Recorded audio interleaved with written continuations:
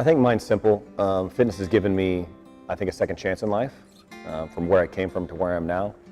I met my wife in a gym. My kids are raised in a gym. It's a very big part of who I am. And I want to share that with people so they can understand the benefits of it and get away from the stigma and just, like Brent and I have said a bunch today, enjoy life. This for me is not to be good at fitness.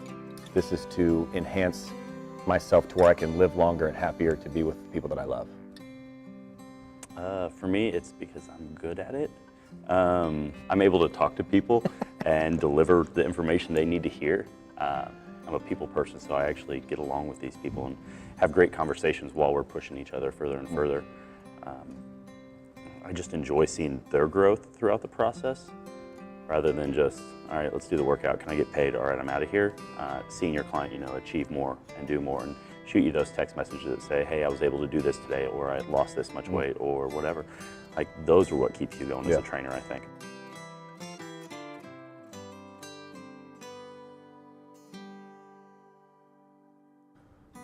Education. Most people think trainers got an online cert from Bob's College of Training, which a lot of them do. But if you get with the right coach who has not just education in the field, but also world experience, and they can apply their knowledge to their own frame, that's the right person for you. Those people are out there and they care, and they're not $400 an hour. And you don't need that person as a coach for the rest of your life. Everybody needs a coach. If it wasn't a budget thing, I would tell every single person to train with a trainer every single day of their life. Michael Jordan had a trainer. So it's not us telling you don't know what you're doing, it's us telling you that you're not going to do it by yourself.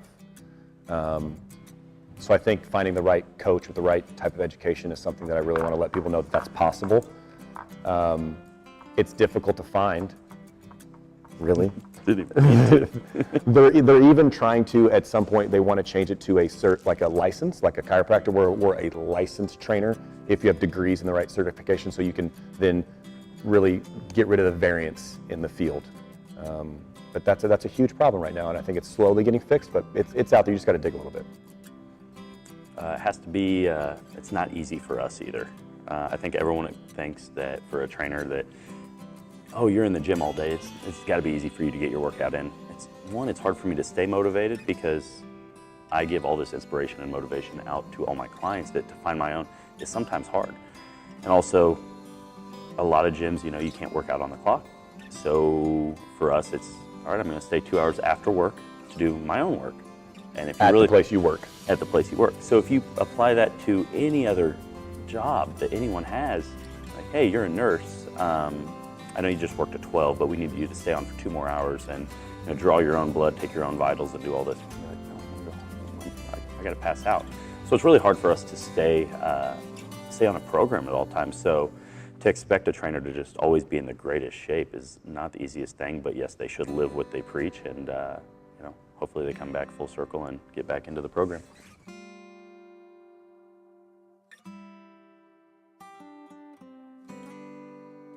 Am I better today than yesterday? For me, I always think about my sons. I'm a big softie when it comes to father-son stuff, so I pray for my sons.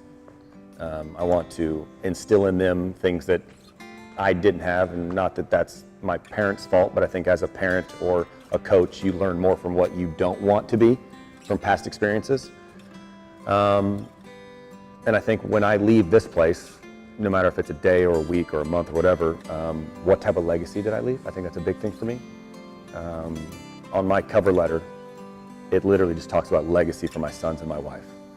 When I'm gone, okay, house is gone, cars are gone, education's gone, what do people say about you? And did you leave this place better than when you got here? And that's a big thing for me, I think. I think you're never gonna please everybody, and I'm a polarizing person, so I think you either like me or you don't, which I'm okay with people not liking me if they don't like me for who I am, because that's what I want to be. But I want to make sure I give them the right version of myself, so you guys get the same version that everybody else gets. I really don't think I ask myself a lot of questions throughout the day, but I ask why a lot on different topics. So something could come up and I ask, why is that happening? Why am I here for that? Why am I applying this to this certain thing? But I don't think I have a lot that I go through daily where I say, should I be doing this, or what am I going to work out, or this or that. So I live by the seat of my pants quite often.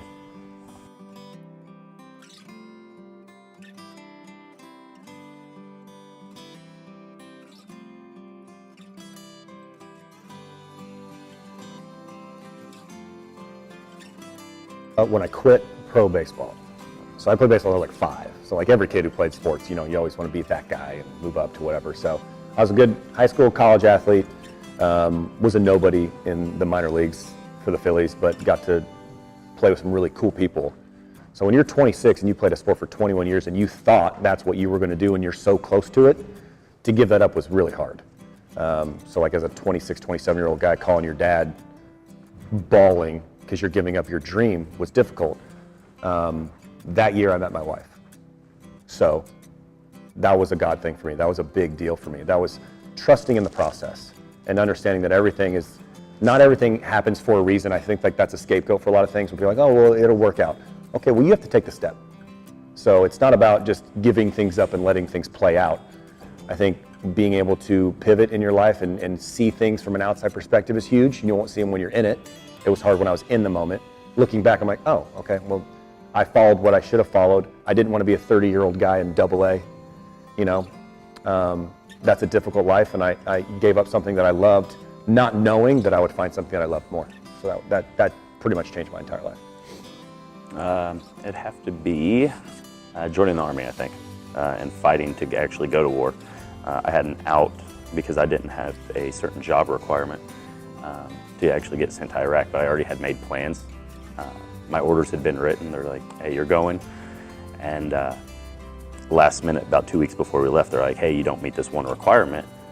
And most people would say, awesome, I don't have to go to Iraq. And I didn't. I actually fought and was like, hey, I want to go. What do I have to do to go? So then we had this long process of, I think I ran through 3 different camps throughout the United States before I met up with my company in Fort Dix, New Jersey, and we headed over to Iraq. So I think just that and living that lifestyle for 6 years really shaped who I was.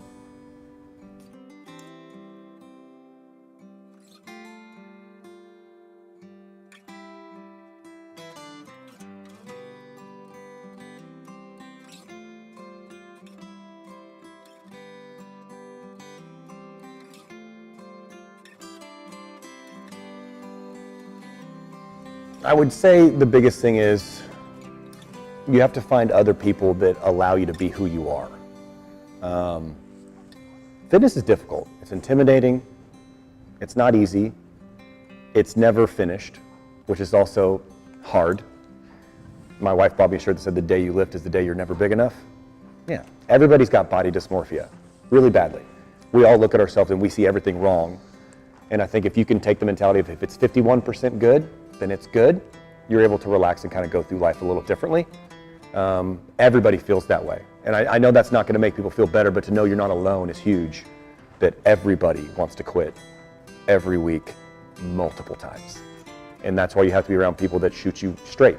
Brent and I I feel like we have a good relationship because he's never ever told me what I wanted to hear, ever, not once in our entire relationship.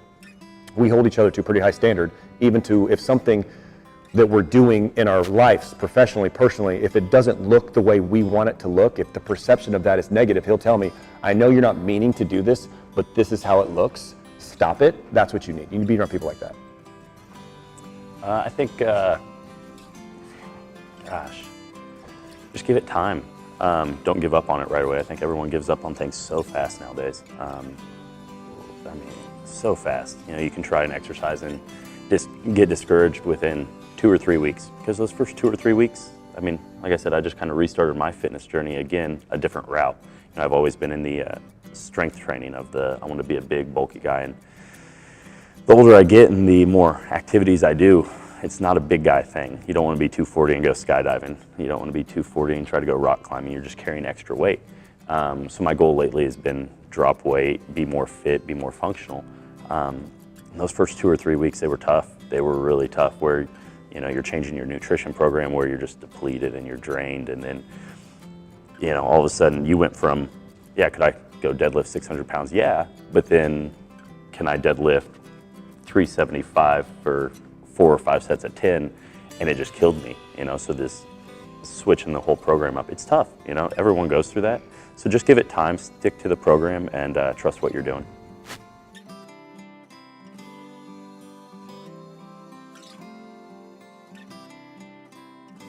Don't judge yourself based on anybody else. The reason people have body dysmorphia is because you judge yourself based on what somebody else looks like or what somebody else thinks you should look like.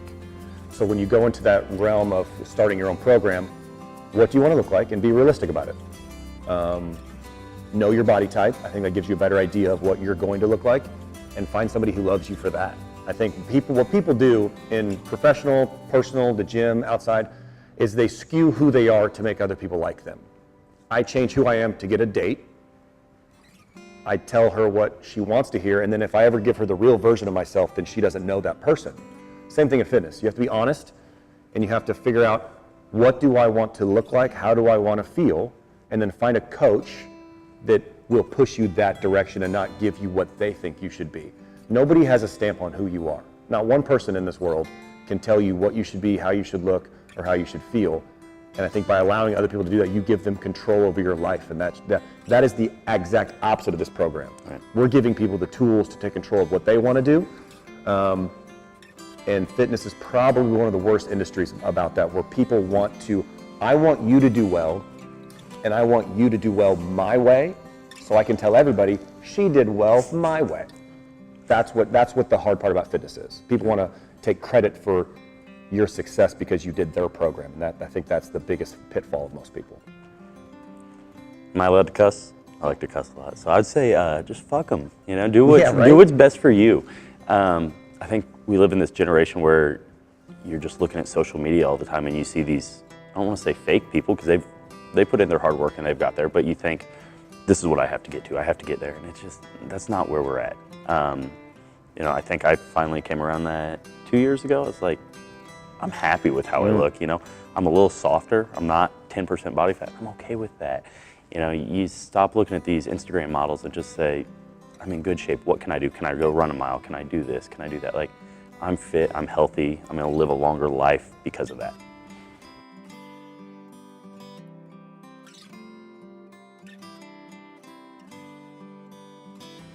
I think this is a really cool way of entertainment and knowledge right now, where everything's so fast now, where it's just 13-second videos, Vines, YouTube. This long conversational type of entertainment now, I think is more real, because you can't fake who you are for 3 straight hours when people are asking you questions. It comes out eventually, and you get who the person really is. And I think people are okay to spend time when it's real. Yeah, if I want a funny video, I'm gonna go watch 15-second videos. If I want to change who I am and really make an impact on myself, my mind, my body, my spirit, I want to listen to people in a conversational setting. And I think this is real. And I think that's what people are missing, especially today. I mean, I just got an update on my phone that said, your screen time went down 15% last week. Are you okay? And I was like, that's a thing, where it's like my phone's telling me, you sure you didn't look at your phone as much last week as you did this week? Yeah, that's a good thing. So I think getting away from that and getting more face-to-face conversational things is important for this. I think for this program, for my strength training program, it doesn't deliver well in an elevator pitch. It's not a 15, 20-second, hey, this is what it does. It takes time to bring out what it really is and what we want to see out of people on it. It's not, hey, here's a fitness program that's going to get you in shape to go hiking. I can say that, but you'd be like, okay, great. Yeah. I'm not going hiking, I'm not going to use that.